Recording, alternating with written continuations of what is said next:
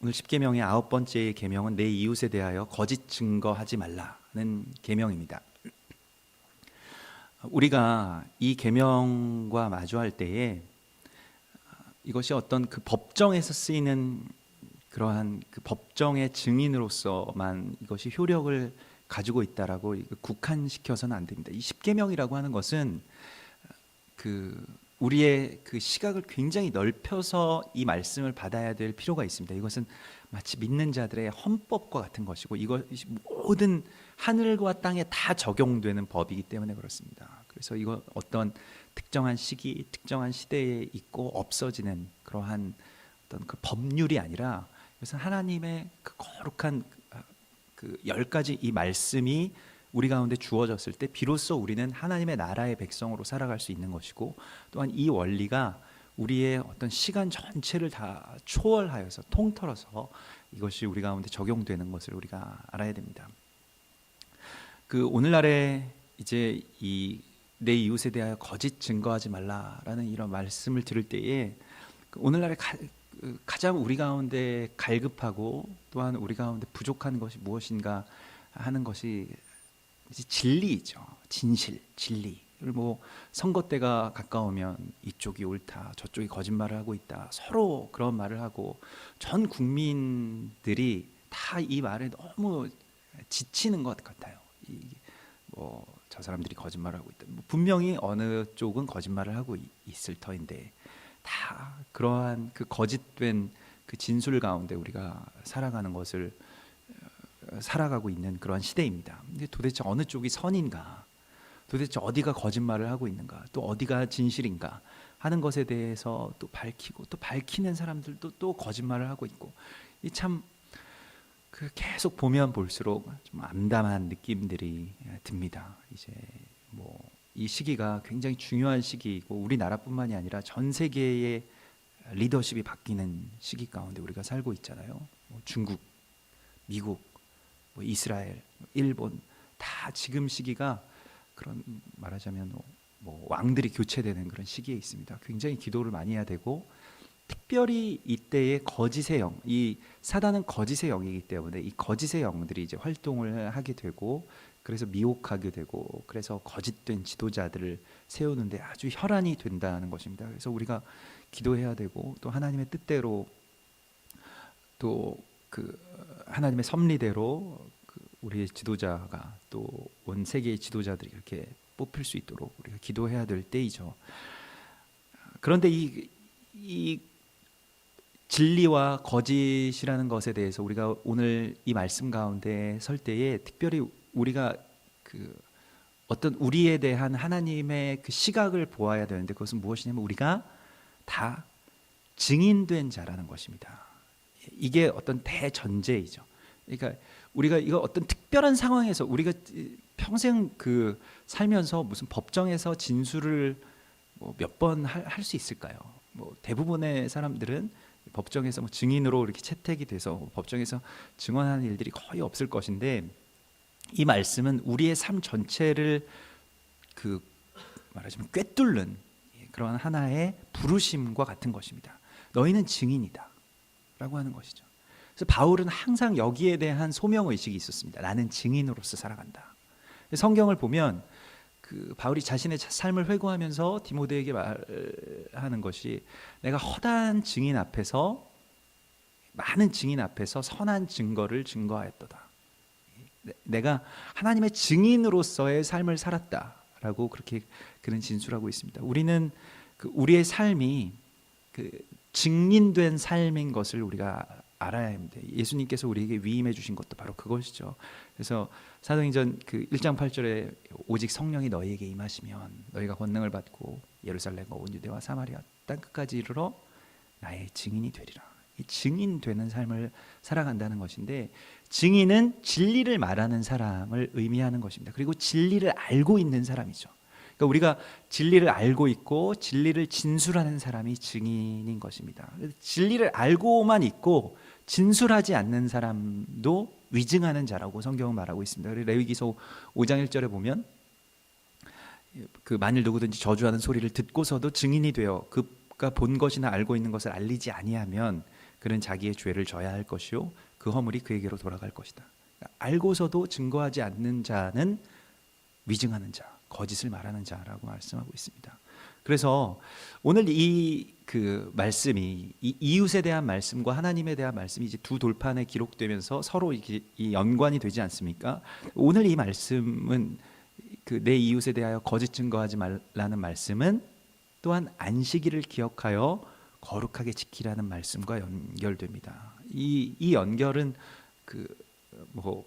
그런 히브리 랍비들이 전통적으로 하는 그러한 연결인데요.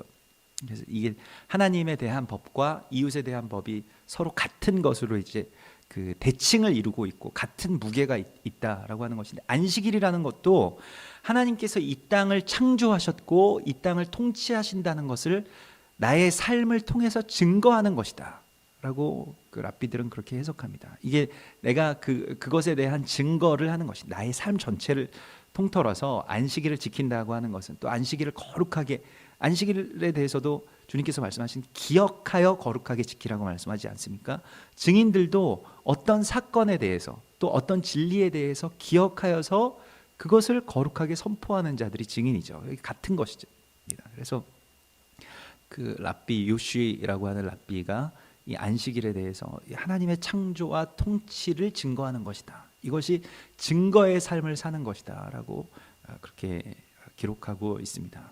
우리는 이 진리를 증거하기 위해서 보내심을 받은 자들이라는 것에 대한 인식을 갖는 것이 굉장히 중요하고 이 말씀의 어떤 대전제이고 본질입니다. 그러니까 법정에서만 증거하는 것이 아니라 하나님의 살아계심과 또한 그리스도 예수에 대한 그 진리를 증거할 사람으로 우리는 보내심을 받았다는 것입니다. 이 세상 전체가, 그래서 그 히브리서 12장에서도 우리가 그 허다한 증인들 앞에 서 있다. 그 천만 천사들과 또한 허다한 증인들 앞에 우리가 항상 서 있고 그 앞에서 지금 증거하고 있는 중이다 라는 것이 우리의 삶의 전체의 그러한 모습인 것입니다. 그래서 그 예수원에 대해서 가끔 말씀드리지만, 예수원을 이제 그 토레이 신부님은, 그 대천덕 신부님은 이제 그 예수원이 영적인 그 실험실이다 이렇게 말이죠. 거기 영적인 그런 실험실로 이름을 붙였는데 무엇이냐면 항상 그래서 말씀에 읽은 것을 항상 그 예수원에서 실험했습니다. 그러니까 그분이 원래 과학을 하셨던 분이기 때문에 이 말씀이 그대로 이루어진다라는 것을 우리가 한번 증명해 보자. 그러니까 우리가 만약에 부족한 것이 있거든 사람에게 가서 모금 운동이나 이런 거 하지 말고 아무에게도 말하지 말고 하나님께만 말씀드리자. 하나님께서 채워주시는지 안 채워주시는지 보자. 실험을 하고 또 뭐 그 예수원 곳곳에 보면, 그래서 내가 이것을 뭐 말씀을 이렇게 듣고 나서 그러면 내가 이 부족한 것이 이루어지는지에 대해서 실험합니다. 해서 뭐 그분이 뭐 작은 무슨 돼지 저금통을 어딘가에다 말씀을 적어놓고 뭐 놓으신다거나 뭐 여러 가지 그런 정말 실험실처럼 삶의 곳곳에서 그러한 것들을 증명하기 위해서, 또 실제로 자기가 그렇게 살아서 이것이 실제로 이루어진다 하는 것을 계속해서 그렇게 보이기를 원했죠. 우리의 삶도 마찬가지로 증인된 삶이라고 하는 것은 진리가 우리의 삶을 통해서 정말로 그렇게 이루어진다.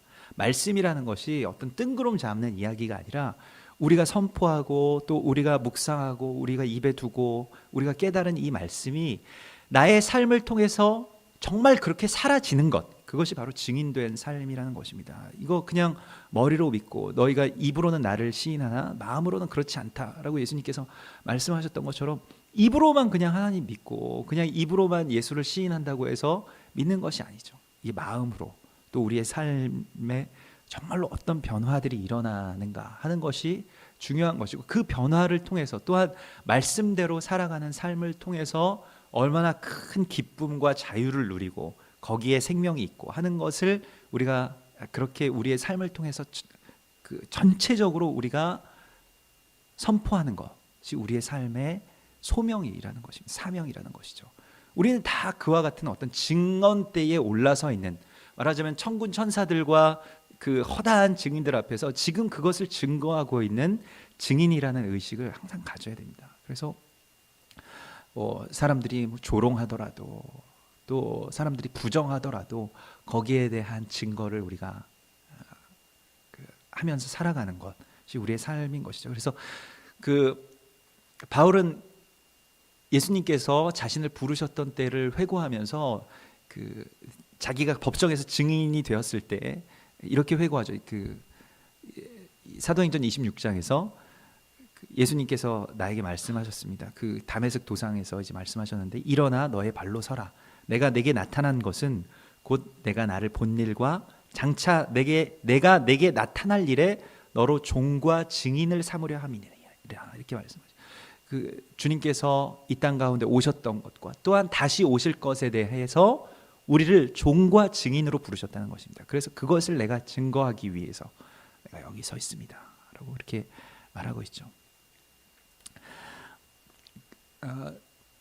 이 진리라고 하는 것은 진리라고 하는 것의 라틴어 어원을 살펴보면 칠해져 있지 않다라는 뜻을 가지고 있습니다. 왁스가 없다, 왁스 칠이 되어 있지 않다, 이러한 어원이고, 거기에서 더 이제 나가서 헬라어 어원 세네세라라고 하는 이 헬라어 어원도 역시 햇빛에 비추어 보다라는 말인데, 이게 무엇이냐면 도자기가 살짝씩 이제 금이 가지 않습니까? 대부분의 도자기들이 금이 가지 않고 구워지기가 참 어렵다고 하는데요. 근데 도자기가 금간 도자기를 속여서 팔기 위해서는 이제 겉에 살짝 이제 칠을 하는 거예요. 유약으로 칠을 하면 금이 보이질 않죠. 그래서 유약으로 그게 칠해져 있는 것에 대해서, 이거 칠해져 있는 것이냐 칠해져 있지 않은 것이냐에 대해서 일반인들이 잘 구별을 할 수가 없는데, 이제 전문가들이 햇빛에 비추어 보면 이게 칠해져 있다, 칠해져 있지 않다라는 것으로 이렇게 감별한다는 것이죠. 그래서 우리가 진리를 안다라고 하는 것은 어떤 사실을 안다는 것과는 조금 다릅니다. 오늘 이웃에 대하여 거짓 증거하지 말라고 하였을 때, 여기에서 우리가 알아야 하는 것은 진리로서 증언하는 자가 되라고 하는 그 명령에 우리가 순종을 해야 되는데, 이것은 이 사람이 옳다 그르다 하는 판단하고 비판하는 자의 자리 가운데서 내려오는 것을 말하는 것입니다. 오히려 그리고 주님의 말씀, 진리의 말씀으로 이 사람에게, 이 이웃에 대하여서 비추어 볼 때 나오는 보여지는 그것을 우리가 증거해야 하는 것이죠. 그것이 이제 중보자입니다. 그래서 요한삼서 3절에서 형제들이 와서 내게 있는 진리를 증언하되 내가 진리 안에서 행한다 하니 내가 심히 기뻐하노라. 이게 진리 안에서 행한다 하니 심히 기뻐하노라 하는데, 그것이 무엇이냐면, 진리 안에서 행하는 것이 무엇이냐면 서로 사랑하는 것이었습니다. 이 진리라고 하는 것은 사실 이제 거짓의 반대말이 진리이고 참인데, 그런데 이것은 어떤 사실을 의미하는 것이라기보다는 하나님의 말씀, 또 하나님의 진리를 의미하는 것입니다. 이 진리라고 하는 것은 말씀을 의미하는 것인데, 말씀의 빛에 비추어서 보여지는 것을 우리는 증언해야 되는 것이지, 내가 생각할 때 이게 옳다 그르다 하는 것을 증언하는 것은 의미가 없는 것입니다. 그것은 하나님께서 하시는 일이고요. 우리가 심판자의 자리에 앉아서 이것을 증언하는 것이 아니라, 우리는 증언대에 앉아서 빛이 비추느냐, 빛이 비추는 대로만 말하는 것입니다. 진리라고 하는 것은 무엇이냐면, 요한 서신에서는 서로 사랑하는 것입니다. 그래서 우리가 서로 사랑하자. 하나님은 사랑이시니라. 그래서 우리가 서로 힘을 다해서 사랑하는 것인데, 사랑이 없는 관계는 모두 거짓입니다. 다 사실을 이야기하죠. 다 진실을 알고 있다고 이야기하는데, 그런데 그것이 사랑이 없이 그 말을 하면 같은 사실임에도 불구하고 이 사람을 죽일 수 있는 증거를 한다는 것입니다. 거짓된 기준을 가지고 있기 때문에 거짓 증언을 하게 되는 것입니다.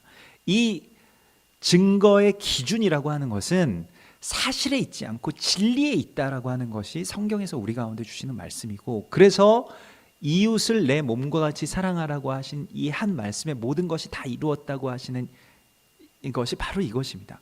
사랑하지 않는 증언은 아무짝에도 소용없는 것이고 오히려 그것이 사실일지라도 거짓이라는 거예요.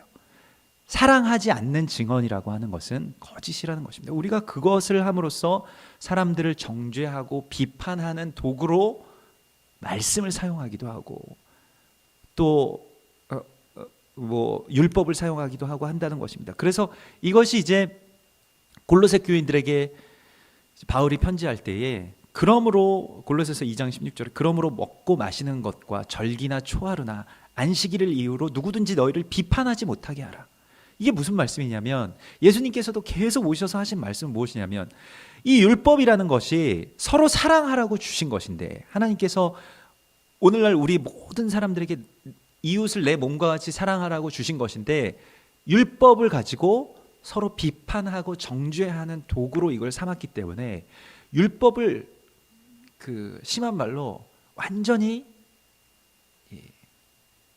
오히려 정죄의 도구로 이걸 썼다는 것입니다. 이게 정말 거룩한 사랑의 도구로 이걸 주신 것인데 반대로 이게 사단이 한 일이죠.